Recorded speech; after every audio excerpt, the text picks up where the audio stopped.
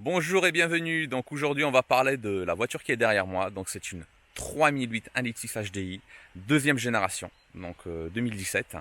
Je fais cette vidéo pourquoi? Pour en fait donner mon avis, car bientôt je l'aurai plus en fait. Je l'ai vendu et je l'ai vendu relativement bien. Et c'est ça en fait le sujet de cette vidéo, c'est l'occasion en fait. Car cette voiture, elle a fait rêver beaucoup de gens, elle fait encore rêver beaucoup de gens. Mais je suis là pour vous donner un avis objectif, de vous parler en fait de la bagnole en général, vous la faire voir de près. Et si tu en cherches une, j'espère que je t'aiderai dans ton choix. Donc abonnez-vous, likez et puis on commence tout de suite. Allez, on y va.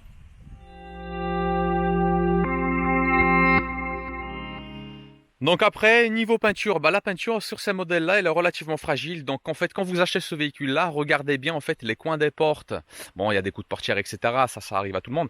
Mais les coins des portes, là où il y a frottement, et puis surtout le capot, parce qu'en fait, ils ont tendance à avoir des petits impacts de gravillon, mais même si on colle personne, enfin je sais pas si on le voit, ouais si on voit, mais il y en a plein. En fait, mon capot il en est rempli. Et en fait, le truc, c'est qu'en fait, la peinture, elle est relativement dure. Et dès qu'en fait, il y a une contrainte comme un gravillon ou autre, pac, ça saute tout de suite.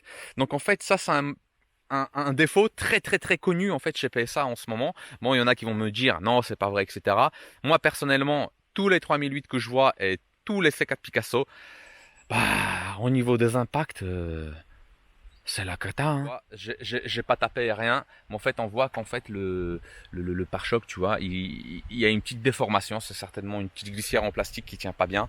Les jours du haillon, c'est pareil. Je trouve pas ça personnellement très très très très bien ajusté. En fait, on voit que quand tu te mets comme ça, tu vois, l'ajustement du haillon d'un côté à l'autre, c'est pas top. Et pourtant, la voiture, elle a jamais été accidentée ni démontée. C'est comme ça. J'ai vu sur d'autres parkings, d'autres 3008, parfois c'est pire, parfois c'est un tout petit peu mieux, mais en général, c'est quand même moyennement ajusté. Après, les jantes là-dessus, c'est du 18 pouces, mais c'est du noir poli. C'est très très joli, hein. Il y a aucun problème. Mais si tu habites en ville ou tu adores les trottoirs, fais gaffe parce qu'une fois que tu grattes cette jante-là, ça peut être problématique dans le sens que tous les garagistes veulent pas les réparer.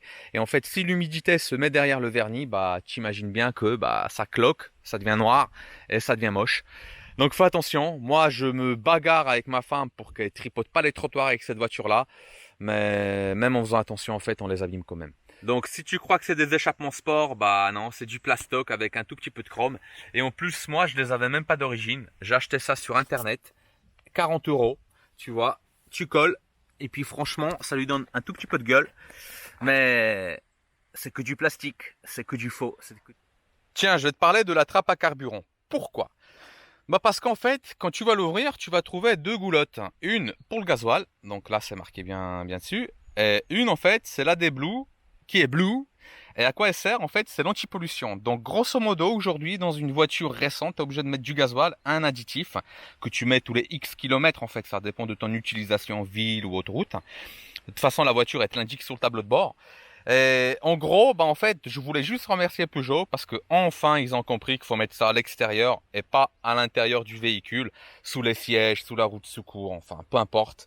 En tout cas, grand merci. Donc, la voiture, elle est équipée en fait des clés comme ça. Donc, c'est des clés sans contact. Tu la gardes dans la poche. Si tu veux fermer le véhicule, ou tu appuies sur le bouton de la clé, ou tu appuies là. Tac, tu vois. Et puis la voiture elle se ferme, les rétros ils se rabattent, etc. Si tu veux rentrer dans la voiture, tu fais exactement pareil, sauf qu'en fait tu tires la poignée, tac, et tu rentres dedans. Donc, moi mon modèle en fait il est équipé de cuir. Donc le cuir, moi personnellement je trouve que c'est esthétiquement joli, mais par contre c'est vrai qu'il y a des petites contraintes avec la chaleur, vu que la voiture elle est noire et à l'intérieur il est noir. Et le matin c'est relativement frais, en sachant que moi dans le mien il est pas chauffant et il est manuel. Donc tu vas me dire, l'option elle sert strictement à rien. Oui, mais bon, les enfants ils sont toujours derrière et il n'y a pas de tâche. Donc en fait, quelque part, c'est super pratique, surtout pour ça. Bon. Après, il y a le petit volant. Donc le petit volant, en fait, faut s'y faire au départ parce que ça fait un tout petit peu bizarre d'avoir ça entre les mains. Mais réellement, c'est super bien pensé et c'est très très pratique. Donc voilà. Maintenant, moi, je suis en boîte manuelle 6 rapports. Donc là, on va regarder ça un petit peu. Donc ça, c'est bien, mais c'est mal fini. Pourquoi? Je porte pas de bague et en fait, je sais pas si on peut voir.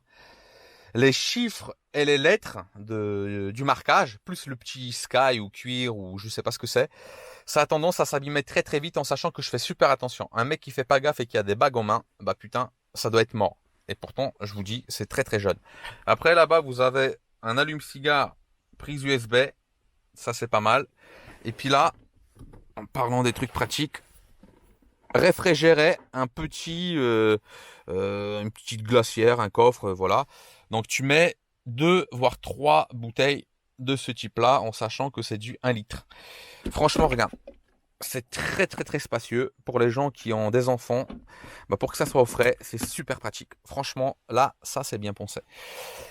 Niveau Sky, là, bon là on le voit pas, mais quand on s'appuie dessus, en fait, c'est déjà creusé. Donc effectivement, c'est légèrement copié sur une BMW. Mais par contre, au niveau de la qualité des matériaux, c'est toujours pas ça. On verra sur le prochain modèle. Là, tableau de bord, c'est de la mousse. Donc c'est relativement bien, mais en fait, elle est liée avec des entourages en plastique dur. Ce qui fait que au tout début, quand vous achetez le véhicule, quand il est neuf ou quand il a quelques mois, en fait, tout est super bien aligné, c'est clean, etc.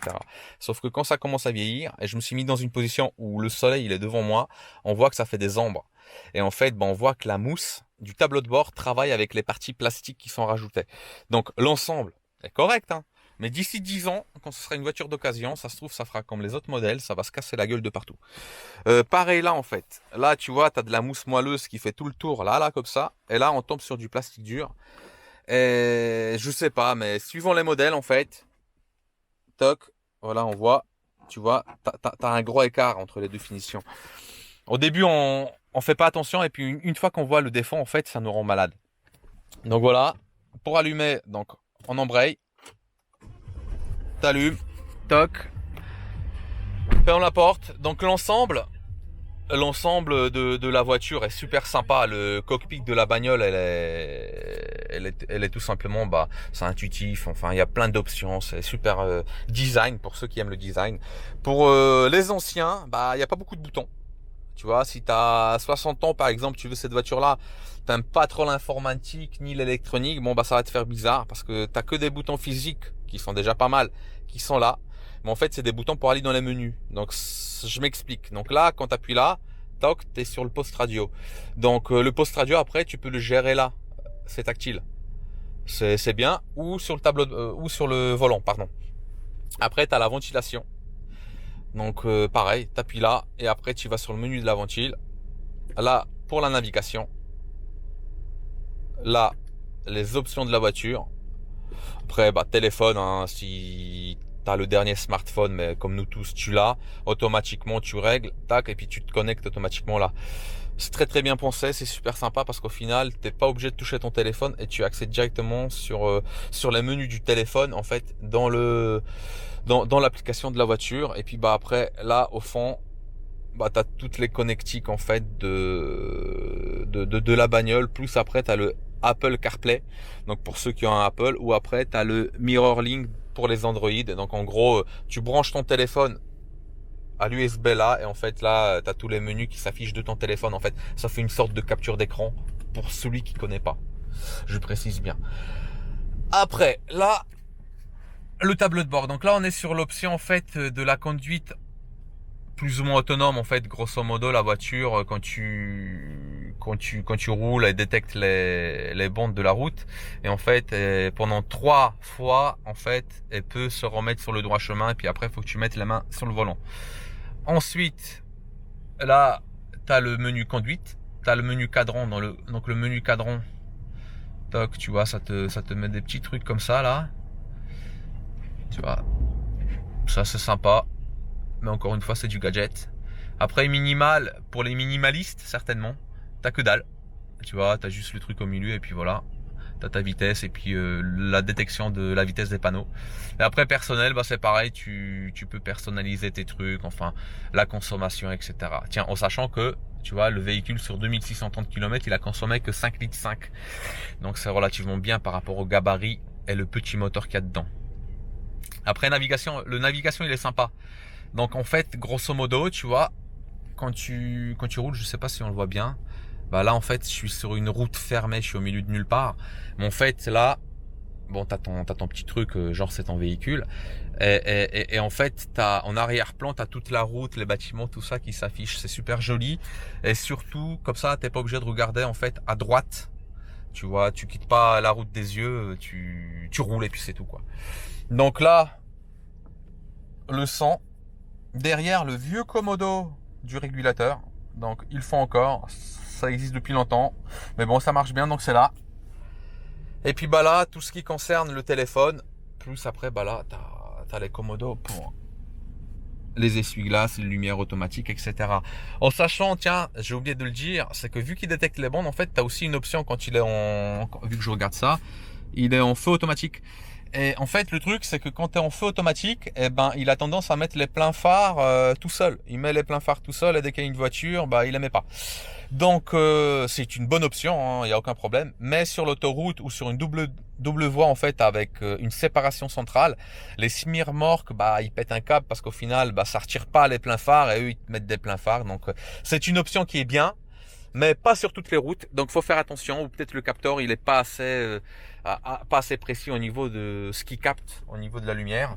Donc là après là tu as des supports cartes et puis bah là un petit rangement de merde qui sert strictement à rien parce qu'en fait tu peux rien foutre dedans. Après là bon j'ai du bordel. Là t'as des rangements qui sont pas trop mal, plus un rangement bouteille qui est là pour celui qui fait beaucoup de route. Voilà. Bon là on a parlé du cuir tout à l'heure, mais je te refais voir. C'est joli, hein. Esthétiquement franchement c'est joli. Isofix partout, même sur le siège avant. Tac. Et la boîte à gants, qui est relativement petite pour le simple fait, je pense que bah, vu qu'ils ont mis le truc central réfrigérant, ils se sont dit tiens on va faire une petite boîte à gants de rien du tout. Donc, au niveau des entretiens, qu'est-ce que ça coûte? Pour une simple vidange, donc chez Peugeot dans le coin où j'habite, le prix il est là, 178,49 pardon. Donc c'est relativement bien fait parce que bon ils te font la vidange et tout, mais ils te font vraiment tout un récapitulatif de toutes les usures, les plaquettes, etc. Moi personnellement j'aime bien leur qualité de service parce qu'en fait elle est relativement bien foutue dans le sens que quand tu donnes ton numéro, il t'envoie toutes les informations de ce qu'ils font en ton rendez-vous. Enfin, il t'envoie des rappels tout le temps. Mais quelque part, moi personnellement, j'aime bien savoir où elle en est la prestation en fait qui te font. Donc moi, ça me dérange pas. Après, bah là, tu as le frein automatique. Donc, il se met automatiquement quand tu éteins la voiture et quand tu rallumes la voiture, il s'enlève automatiquement. C'est-à-dire, là, si je mets la première, tac, j'accélère d'un coup, en fait, tu vois, tac, ça se retire tout seul. Voilà. Bon, je vais pas conduire avec la caméra, même si on est sur une route fermée. Mais grosso modo, c'était juste pour faire voir le petit truc. De toute manière, je vous ferai pas la vidéo quand je conduis, etc. Car il y en a plein partout sur Internet. Je suis là juste pour vous faire voir l'intérieur du véhicule, les petits défauts que moi j'ai vus en fait avec le temps. Donc voilà. Après, bah, tout le monde sait comment ça roule, etc. Bon, le ciel de toit, en fait, il est d'une couleur, là, on voit pas, mais il est d'une couleur très très claire, d'une sorte de blanc-gris, qui se salit super facilement. Donc, faites gaffe à ça. Regardez-le avant l'achat. Et puis surtout, si vous avez des enfants, bah, faites gaffe qu'ils touchent pas parce que ça tâche tout de suite. Bon, allez, on va aller dans le coffre. Donc, le coffre, il est assez volumineux. Donc, moi, j'ai la petite moumousse qui protège bah, toute la moquette. Après là tu vois il y a des petits crans. Donc en fait la planche là que tu as derrière, tu peux la lever de je sais plus, c'est peut-être 10 cm de plus, ce qui fait que en fait en bas tu as plus de profondeur. Tac, voilà, je lève pas à fond. Donc là en fait dessus j'ai une roue de secours, alléluia, mais il y en a certains qui l'ont pas parce qu'en fait suivant tes options tu l'as pas tout simplement et puis voilà, hein, tu te démerdes. Grosso modo, tu te démerdes au bord de la route avec le kit de gonflage qui ne fonctionne pas terriblement bien. Donc voilà, après bah on voit bien, bah ça c'est comme dans tous les coffres de toutes les voitures françaises, allemandes, etc. Le plastique, bah il gratouille, hein, il gratouille un peu, donc faut faire attention à ça. Voilà. Donc après, quand on le ferme, les feux à l'arrière, bon bah tout ça, ça s'allume, c'est super joli. C'est vrai que c'est super sympa quand ça roule. Moi personnellement, quand j'en vois un sur l'autoroute de loin, enfin un 3008 ou une autre PSA, je trouve ça super joli. Parce que tout simplement, ils ont super bien réussi l'ensemble du dessin lumineux de la voiture. C'est bien dit ça, non? Le dessin lumineux. C'est beau. Donc voilà le compartiment moteur. Qu'est-ce que je pourrais dire? Bah pas grand-chose en fait. Je préfère juste prendre une petite vidéo comme ça pour que tu vois à quoi ça ressemble un moteur qui a 50 000 bornes. En sachant que moi je l'ai pas lavé, je l'ai pas dépoussiéré, rien. Bon là on voit pas terriblement bien, mais réellement il n'y a aucune fuite. Même si tu enlèves le carter en bas, il n'y a pas une goutte d'huile qui coule. Donc si tu veux voir une voiture, elle a 50-60 000 bornes et puis ça coule de partout, pose-toi les bonnes questions. En tout cas, là, tout de suite maintenant, moi personnellement, j'ai jamais rajouté une seule goutte d'huile entre deux vidanges. Rien, RAS. Vraiment, j'en suis satisfait, mais n'oublions pas que 50 000 bornes, c'est rien du tout. Donc voilà, il n'y a pas de quoi se réjouir. Après là, la tringle, elle a un petit peu abusé. Sur cette gamme de voitures, ils auraient pu foutre un petit vérin. Moi, je me rappelle que quand j'avais une Golf 4 à l'époque, il y a longtemps, il y avait des beaux vérins en chrome. C'était beau, c'était magnifique. Mais voilà. Quoi d'autre? Ah oui, le 1,6 litre, bah, il est dépassé aujourd'hui, hein. Bien évidemment, ils ont sorti le 1,5 litre avec la même puissance. Donc, bah, c'est plus le dernier bloc de chez eux. En tout cas, il fait bien son travail, il consomme pas beaucoup de carburant. Donc voilà. Et puis le coût d'entretien tout de suite maintenant, il est pas énorme. Euh, Personnellement, j'en suis satisfait pleinement. Après, il y en a certainement qui vont me dire que c'est de la merde. Mais moi, perso, j'ai jamais eu de problème. Et je connais beaucoup de gens qui ont plus de 100 000 bornes. Et franchement, il n'y a rien. Après, effectivement, il peut y avoir des petits problèmes de conception des débuts des 3008, bien évidemment. Bon bah il est temps de se quitter. J'espère que ma vidéo t'a aidé dans ton choix, qu'il soit positif ou négatif. Si tu veux avoir mon avis personnel sur cette voiture-là, moi personnellement je trouve que dans l'immédiat elle a bien vieilli dans le sens esthétique du terme. Elle me plaît toujours autant à l'extérieur comme à l'intérieur. Après, niveau mécanique, j'ai jamais eu de problème. Après, c'est pareil, tu vas me dire, ouais, elle a 50 000 bornes, elle a que 2 ans. C'est vrai, mais j'ai connu d'autres voitures très récentes où j'étais plus emmerdé. C'était dans un groupe allemand. Même si elle était super bien finie à l'intérieur, effectivement, j'étais très emmerdé avec les injecteurs, la culasse, tout ça, il y a très longtemps. Mais bon, ça, c'est un autre sujet. En tout cas, si toi, tu veux acheter cette voiture-là, qu'est-ce que tu dois vérifier d'abord? Bah, vérifie d'abord juste l'entretien. Vu qu'elle te plaira esthétiquement, déjà tu sais que tu la veux, vérifie juste l'historique, essaye d'avoir un carnet complet chez Peugeot et voir surtout tous les rappels qui ont été faits en fait pendant la période de la garantie, car sur certaines il y avait des problèmes d'essieux, injecteurs, etc. Mais sur les tout premiers modèles. Vu que tu achètes après la garantie, c'est mieux d'avoir toutes les factures, tout simplement. Voilà. Donc je vais vous dire au revoir, likez et abonnez-vous à moi si vous voulez, car je ferai d'autres vidéos sur d'autres véhicules, d'autres objets en fait que j'essaierai personnels ou des amis, car j'ai envie de faire ça. Si toi aussi tu as un véhicule, même tout bizarre chez toi, un truc non homologué, une moto, un quad, un deltaplane, j'en sais rien, appelle-moi. Moi personnellement j'aime tout découvrir et j'aime surtout tout filmer, donc comme ça enrichit ma page. Voilà, merci beaucoup pour votre attention et puis bah à bientôt et bonne journée à vous. Ciao.